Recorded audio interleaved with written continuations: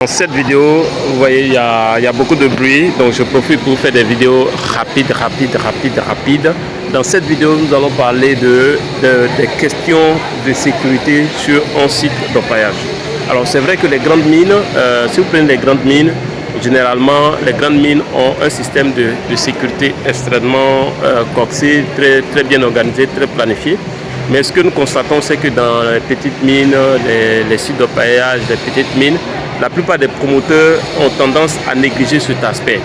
Donc, cette vidéo porte sur la sécurité sur les petites mines. En ce qui concerne les petites mines, un aspect très important à prendre en compte lorsque vous êtes propriétaire d'une petite mine, c'est l'aspect sécurité. Alors, l'aspect sécurité va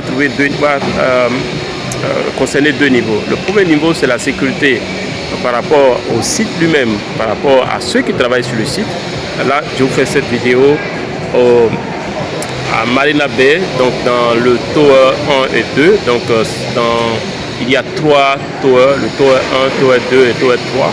Le tower 1 et 2 qui est de la Marina Bay, c'est à Singapour, le pays où on trouve le plus de millionnaires au monde. Alors au kilomètre carré, donc ici sur 10 personnes, une personne sur 10 est millionnaire en dollars. Donc dans ce pays, une personne sur 10 est millionnaire en dollars. Alors donc étant donné que nous parlons d'argent, donc parlons de l'or aussi.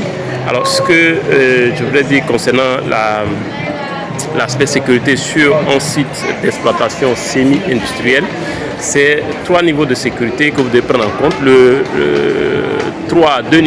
à trois niveaux, je dirais. Alors le premier niveau, c'est la sécurité même du site. Alors vous devez mettre en place un système qui permet de sécuriser ceux qui sont sur le site. Et donc, étant donné que les mines s'imposent et qu'on parle par exemple d'or ou de substances ayant une valeur nominale très importante, il va falloir faire en sorte qu'il y ait une sécurisation du site. Donc cela demande par exemple pour utiliser une sécurité privée, comme on voit avec peut-être l'administration sécuritaire dans la zone, où on peut mettre peut-être des gendarmes ou des militaires à votre disposition. Donc ça c'est le premier niveau de sécurité. Le deuxième niveau de sécurité, c'est le transfert de par exemple de l'or ou de la substance utile. Donc si vous êtes dans l'or, dans le diamant, etc., lorsque vous produisez, à un certain moment, il va falloir transférer. Vous devez mettre en place un système de sécurité qui soit non seulement un système discret, mais un système sécurisé pour empêcher de tout braquage ou toute situation qui peut conduire à l'insécurité sur le site. Donc, premier niveau de sécurité, c'est la sécurité du site. Le deuxième niveau de sécurité, c'est la sécurité même de la substance utile que vous avez extraite. Par exemple, si c'est l'or, la sécurité de l'or, son transfert.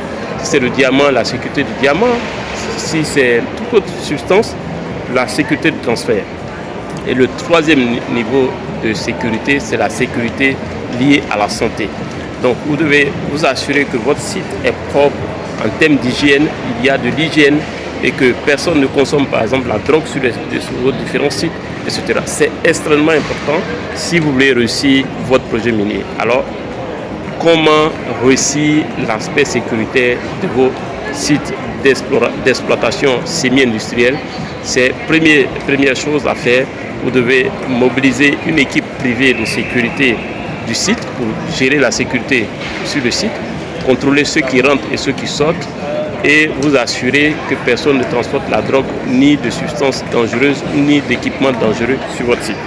Le deuxième niveau de sécurité, c'est la sécurisation du transfert de la production. Donc si vous produisez de l'or, vous devez sécuriser le transfert de l'or jusqu'à peut-être une banque, un confort d'une banque non loin de là. Et le troisième niveau de sécurité concerne la sécurité en termes de santé. Vous devez maintenir le site propre, où il y a de l'hygiène, où on ne défecte pas n'importe comment, on ne jette pas les ordures n'importe comment, on ne verse pas les produits n'importe comment, on n'utilise pas les produits dangereux n'importe comment. Alors si cette vidéo vous a plu, faites-moi un gros like et on se retrouve dans une prochaine vidéo pour parler du développement d'une mine. À très bientôt, ciao.